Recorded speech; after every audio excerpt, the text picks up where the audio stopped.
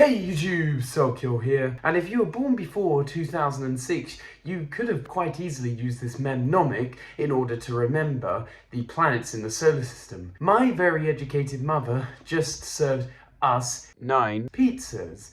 This of course includes Pluto though, and as you'll know in 2006, Pluto's position as a planet in our solar system was revoked by the international astronomical community. But why did this happen in the first place though? To answer this we have to look at how the planets were discovered in the first place and the history of the number of planets. So there have always been at least 6 planets in our model of the solar system. So Earth of course has always been there because well we live on it, but the other 5 innermost planets in our solar system have always been known by humans to an extent because they're visible with the naked eye. You can see Mercury, Venus, Mars, Jupiter and Saturn without the aid of a telescope. The ancient Romans and Greeks, for example, did notice that those stars moved a lot quicker in the night sky between nights than the background stars and theorized correctly that they must be nearer. So we had 6 planets for 2,000 years, if not longer than that. But in the 1780s, William Herschel,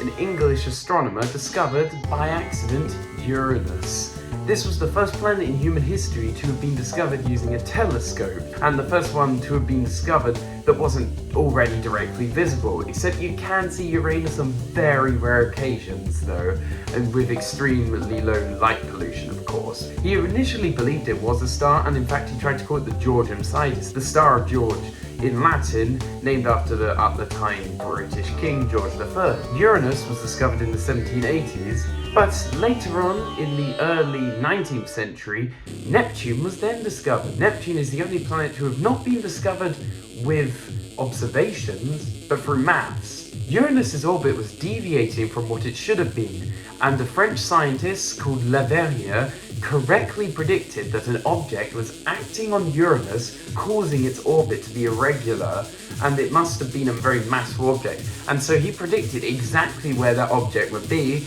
and when he told astronomers to look there, well, wouldn't you know, they found Neptune lying there. So technically it was discovered with telescopes, but they already knew that it was likely going to be there because of Leverrier's mathematics. But Pluto came quite a bit later, in 1930. An American astronomer called Clyde Tombaugh discovered it because he noticed that one object moved a lot further in between his photos taken on different days than the background stars, and he theorized that it was a planet, naming it Pluto of course. We didn't really even know much about Pluto until quite recently though.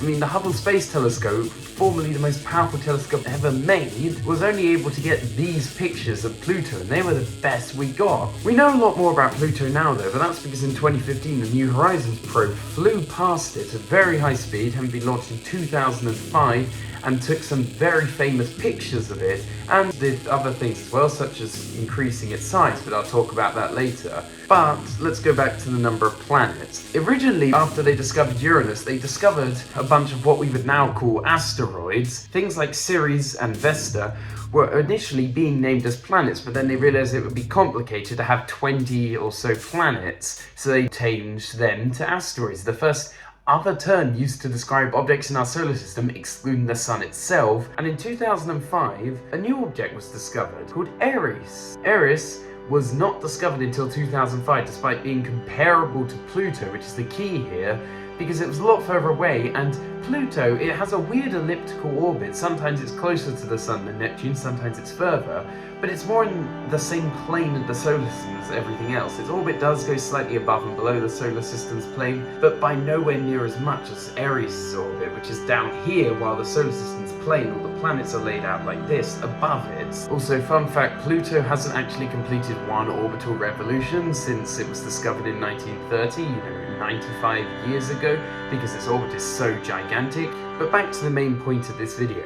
Eris, it was originally thought, was larger than Pluto, and it certainly had a higher density and a higher mass than Pluto, quite a bit higher. I mean, both of them still pale in comparison to the Earth, for example, as Eris' mass is less than 1% that of the Earth. But because Pluto is mainly made out of water ice, it's a lot less dense than Eris, so it has a lower mass. And people were a bit annoyed at how Eris was the same size as Pluto, but it wasn't a planet. After it was discovered, it was given the new term dwarf planet. So to compensate for this, the astronomical community decided to do the same to Pluto by changing their rules for what a planet is. So instead of there being 2 rules like previously, there are now 3. The first rule is pretty simple. An object, to be a planet, has to orbit the sun. That's pretty simple, it makes sense, because of course we're not talking about exoplanets here, they're a completely different matter. The second condition is that it has to have had enough mass and gravitational strength to compress itself into a spherical shape.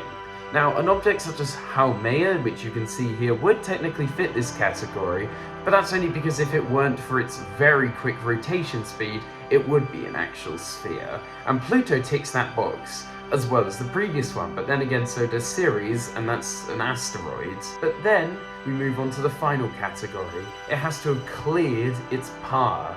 This one is a lot less clear than the other 2, but it basically means that an object has to be the most powerful gravitational object in its local area, to the point it's either been able to absorb or put everything around it into an orbit around it. You can see this with the Earth. It's the most powerful object in its region in terms of gravity, because the second largest object in its region, the Moon, is orbiting it, and there aren't really any other objects that compete with it. Same with something like Jupiter or Saturn. They're gigantic, and there aren't really any other objects near them that vie for them in terms of strength. But the problem for Pluto is, it doesn't fit this category though. And one way that you can understand this is by looking at how orbits actually work. Because you might think with the Moon going around the Earth, for the Moon, you'd think that the average radius would point to the centre of the Earth, the centre of mass of the Earth at least. But that's not actually true. The centre of rotation for the Moon, the pivot point, is actually slightly out of the centre of mass. And this is because the Moon is also exerting a gravitational pull on the Earth. But it is still within the Earth itself, this centre of rotation though. So you can easily think still that the Earth has a lot more gravitational influence on the Moon than the other way around, enabling it to pass the third requirement to be a planet. But with Pluto, Charon, its largest moon, and it actually are almost in a binary system. It's not a full-on binary system where they orbit around a central point halfway between them, but Charon and Pluto's orbital pivot point is outside of Pluto itself. If you were to trace their paths, there would be a dot around which they would be orbiting that would be thousands of miles away from Pluto center itself. And so because of this, Pluto doesn't meet the third category. Now, as I said earlier, Aries was comparable in size to Pluto. It was once thought to be larger, but we now know that isn't true because of the New Horizons probe, which showed that Pluto is 3,276 kilometers wide, while Aries is just 2,326 kilometers wide. But it's a very minute difference, and it doesn't really matter because Pluto still doesn't fulfill the third requirement in order to be a planet in our solar system. So since then, Pluto was demoted to a dwarf planet, and that's why Pluto hasn't been since 2006 a planet in our solar system, even though there could potentially be a 9th planet, just not Pluto. Unless you live in New Mexico, where Pluto is still recognized as a planet. And as always, thanks for watching.